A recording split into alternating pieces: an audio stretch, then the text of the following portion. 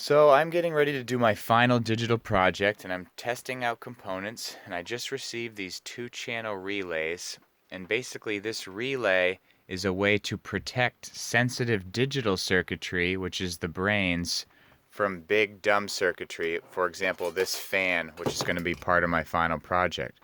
This will run off the 120 volts of the home, whereas this stuff runs on 5 volts. It just needs a little bit of voltage to do its magic, to do its communication. So this thing is called an optocoupler relay.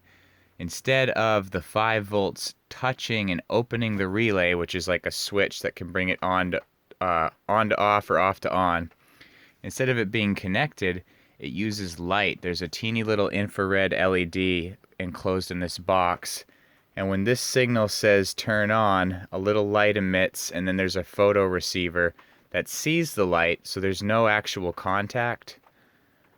And then then the relay closes, and you can have it work either way, like I said.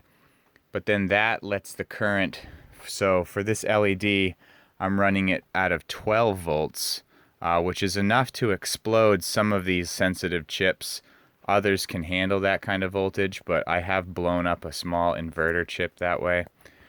So again, here's my LED. This is just to sort of test the relay, and you can see it's got power. So when I hit my toggle switch, 5 volts will signal the optocoupler to open this bad boy up, and then we should see light down here on my little LED.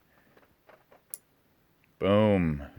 And you can see LEDs, and you can hear that click.